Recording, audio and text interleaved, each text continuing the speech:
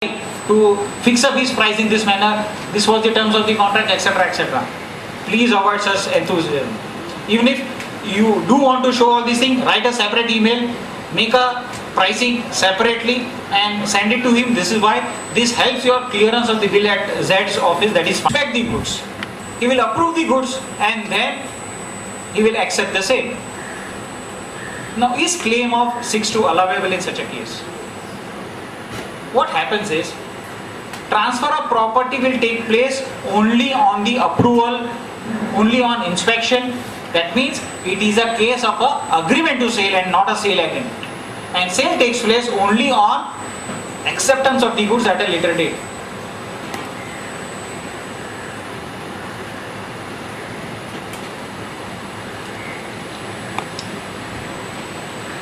I have cited two authorities here which will throw light on this peculiar case, and the respective courts have held that it is not admissible claim under section 6.2 of the CST Act. Be cautious about it because it is termed as an agreement to sale and not a sale agreement. Now take a case where you have a buyer, the in-transit buyer. I am just putting Z as an in-transit buyer. Let us say Z is a SEZ unit and is eligible to issue Form I. Obviously he will say, मैं कोई CST का burden bear नहीं करूँगा, मैं Form I दे दूँगा. Would accepting Form I useless or redundant? Is this claim of Form I a valid claim of 6.2 Act? Will section 6.2 visualize this and exempt this transaction? Let's look at section 8.6, which authorizes the exemption of sales to a SEZ. It is a overriding provision. It overrides all other provisions of the CST Act, including section 6 and section 6.2 of the CST Act. It is a non-obstinate clause and it exempts the sale against the declaration in Form I. Friend, it is a very aggressive thinking. I am in agreement with that. Nonetheless, one will have to at least make an attempt. Let us test this argument. It is possible to do it. I was reading it and rereading it yesterday. Section 8.6, which empowers the seller to claim exemption against Form I. Very, very aggressive stand. Now I take you further. Can Form H by Z in the example issued by the in-transit buyer, would it save the 2% original CST? Would it be a valid 6.2 claim, or can Form H be accepted? Friends, Form H and Form I are on different platform. Form H cannot be equated with Form I because Form I has special provision in section 8.6, whereas Form H is covered by section 5.3, penultimate sale in the course of export. So please do not try and say in such a case 2% is going to be your cost. Let the in-transit buyer issue you C form to claim no further damage to the transaction, no further tax burden in the transaction. Let's take this thing further. Can you sell against Form J? From J, we will have to see section 6.4 exempts Form J, sales to a diplomatic mission. You have dispatched to, let us say, American consulate, and it is an in-transit sale, and you want to, the in-transit buyer is US embassy, and you want to claim exemption under section 6.4. Section 6.4 once again is it begins with a non-obstinate clause, notwithstanding anything contained under this section, that is section 6. Section 6 is the charging section. Once again, it is a long shot. Let's try it out. At least before this tribunal, we will see what best can be done. This is also required to be tested before the authority. At least I have not come across any pronounced decision on this. Can a works contractor purchase goods against section 6.2? I am not trying to claim a works contractor claiming 6.2. I am on the proposition, can a works contractor purchase goods under section 6.2? Can a works contractor be a in-transit buyer? Answer is clear and simple, yes. There is no difficulty. because works contractor is allowed to purchase goods interstate against declaration in Form C. He can jolly well purchase against, he can be an in-transit buyer in such a case, no difficulty. I will come to the works contractor, and can a 6-2 sale be taken up in a works contract transaction, a hire purchase transaction and leasing transaction in a short while from now. Let's take it some more practical difficulty. What are the conditions specified for forms C and E? Very simple one. It must be specified in the registration certificate. The buyer who is issuing you form C or E1 should have those commodities mentioned in the registration certificate issued under the CST Act. And both forms should be received. This is the simple condition for claim of 6.2 as far as the form is concerned. In absence of C or E1 form or E2 form, will the transaction to be taxed under the CST Act? The answer is yes. It is not a transaction to be taxed under the VAT Act. It is often found the assessing officer will charge you VAT for non-production of the form. This reporting requirement for audit is something different and taxability is something different. We have two more cases reported here which clearly mentioned. Now Sundaram Finance Limited 16 STC talk about, 125 STC, Sundaram Finance 16 STC is a very landmark decision.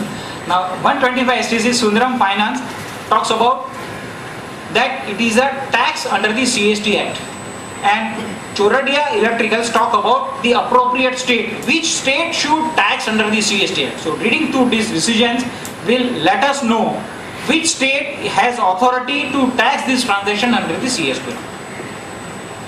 Let us take a case where the goods are moving from say Karnataka to Tamil Nadu.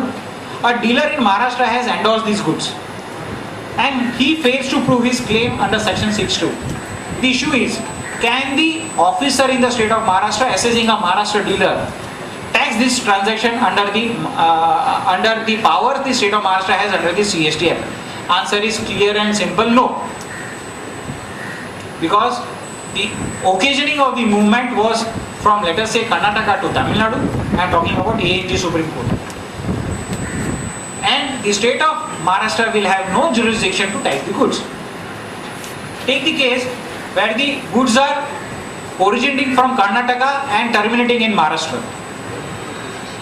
And the 6.2 claimant has failed to prove his claim. Can the officer in Maharashtra tax such a transaction? Once again, looking at to the occasioning of the movement and the appropriate state, referring to ANG Supreme Court, this transaction cannot be state taxed in the state of Maharashtra. Friends, only one issue to be considered in both the queries, out and Maharashtra. Which C form was issued? Let us say I have issued a C form to my vendor, and now I am failing to claim the 6.2 sale. If I have issued the declaration of C form from the state of Maharashtra, because I am registered in the state of Maharashtra, there could be an exposure in the state of Maharashtra. This is the small point which I would want to bring to your notice. But if I have not applied for C form for whatever reason, and my assessment has taken place, which is quite possible now for 11, 12, 12, 13, there would be a situation where based on the annexure I, the assessment would be taken up. In such a case, if I have not applied for C form and not given to my vendor, it is possible that such a case Maharashtra government will have a chance to levy tax under the CST Act. Friends, however, two important decisions one will have to see. One is Suvarna Enterprises and another is Mewar Oil. In both these cases, similar situation has been considered and has stated that in such a case, the Maharashtra government will not have any authority to levy the tax. Now let's look at the case of an infrastructure company. President, do I have time? 10 minutes? President, do I have time? 10 minutes? Now, some infrastructure companies have a contract actually on an EPC basis, engineering, procurement and construction, or a turnkey basis, or a composite contract. However, for various reasons. This could be the commercial reasons to the reasons for enforcing delivery, etc., etc. They choose to divide the contract or split the contract into more than 2-3 parts. One being designing, other being supply, and third being installation and commissioning. Now in such a scenario, there are so many issues coming up. A, is it feasible to claim 6(2) sales for the supply portion? Now, answer is yes, because supply transaction is nothing but a pure and supply transaction on a delivery basis. If that is agreed, that is coming out of the facts of the case, and that splitting of contract is not a colorable transaction. I'll use the word colorable transaction. In that case, such a supply transaction can be definitely be entered into even by way of a 6(2) sale, provided the award of the contract is in a position to issue Form C. He is registered and is allowed to issue Form C for such a purchases. Let us say if it is a purchase of machinery, custom built machinery, it is possible. Or if it is an electricity company, they may be able to issue C form for, say, substation or a transformer. Now, there is a challenge here. Billing cycle normally do not match. I will once again go back to X, Y and Z. Z, which is the owner of the awarder of the contract, provides that on happening of certain events, milestone, having prepared the site, having installed, then only you will be able to bill. And the vendor will say, I have dispatched the goods, 15 दिन हो गया, मुझे payment दे दो. 45 days are over, my invoice is raised today, you require me to make the payments. Now there is a mismatch in the billing cycle. The vendor has billed me today, I have endorsed my LR today, and the goods are dispatched and received in let us say couple of days. But I am not in a position to raise my invoice on my contractee, one who has awarded the contract.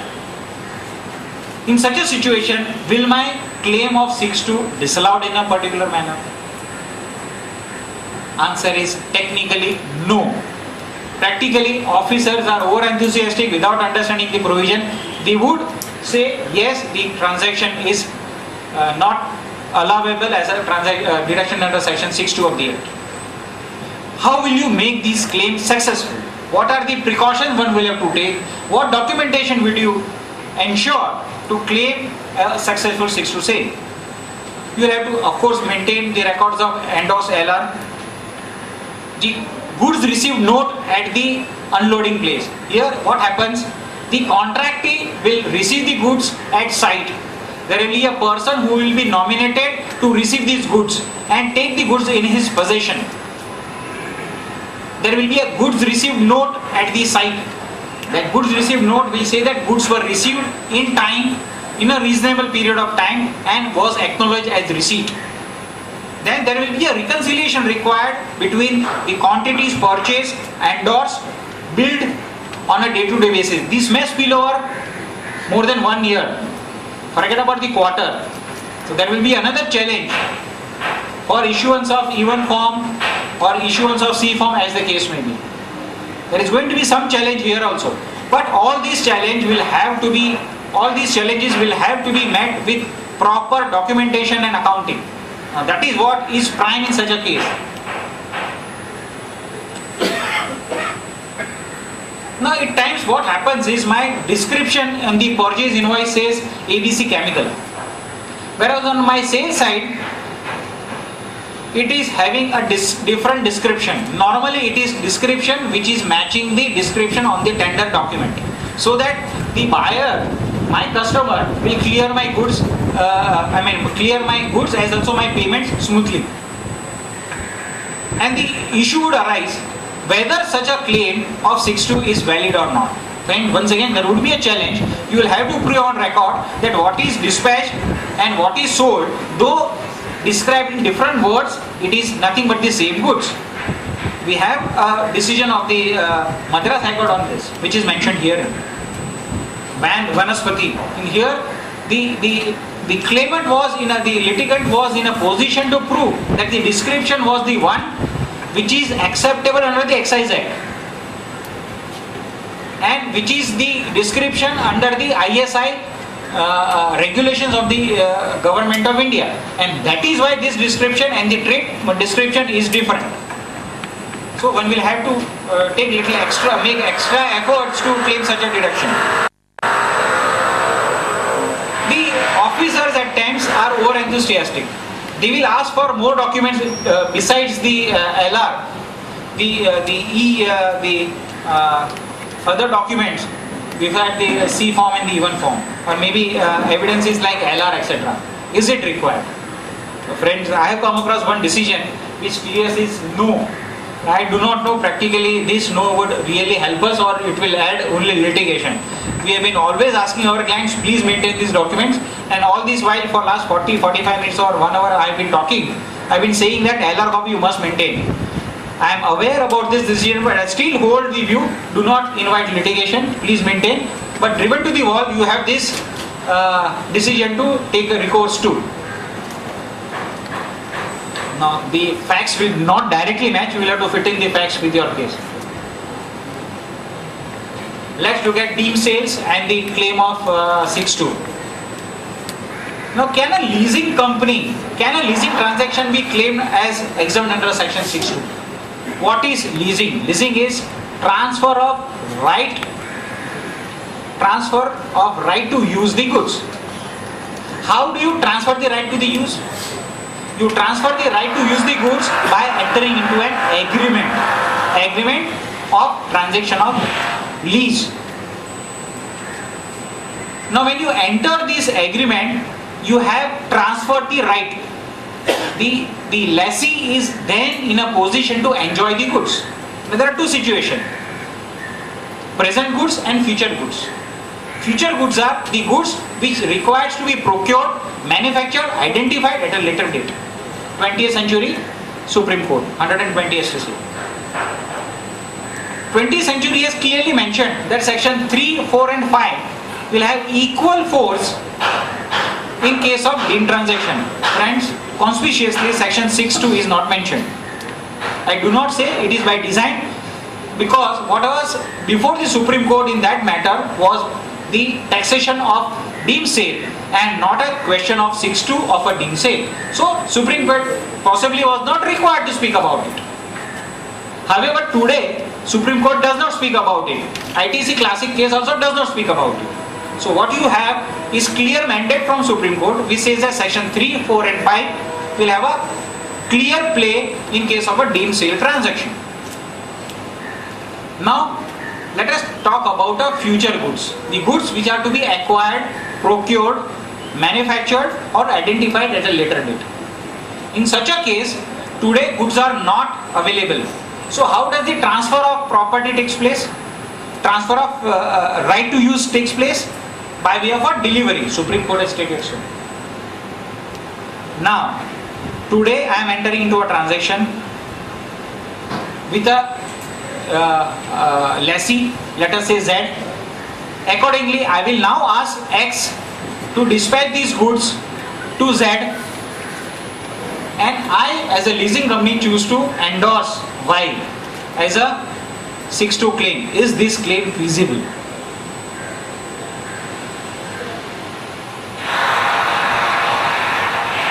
It is feasible.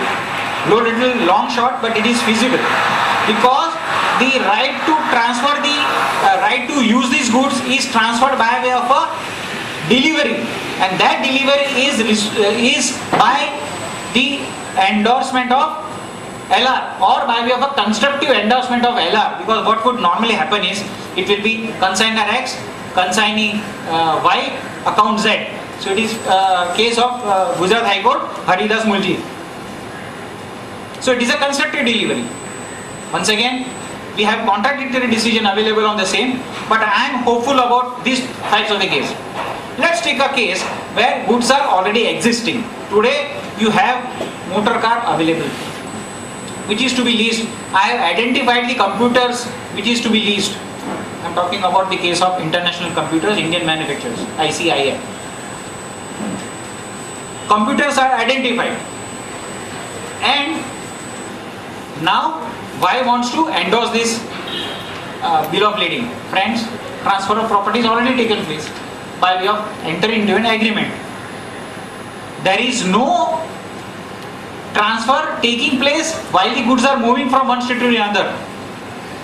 It is a case where the movement of computers from Mumbai to, let us say, Chennai would be an interstate leasing transaction. However, it will not be a case of section 3B. Once again, very confusing. I leave it to your judgment. Analyze the facts in each case. Look at the two decisions we have against each other. Take your own call. I have also referred to Cholamandalam Investment Company's case, which is a case for a hire purchase transaction, where it was accepted. Now, let's look at the hire purchase transaction. How does the transfer of property take place?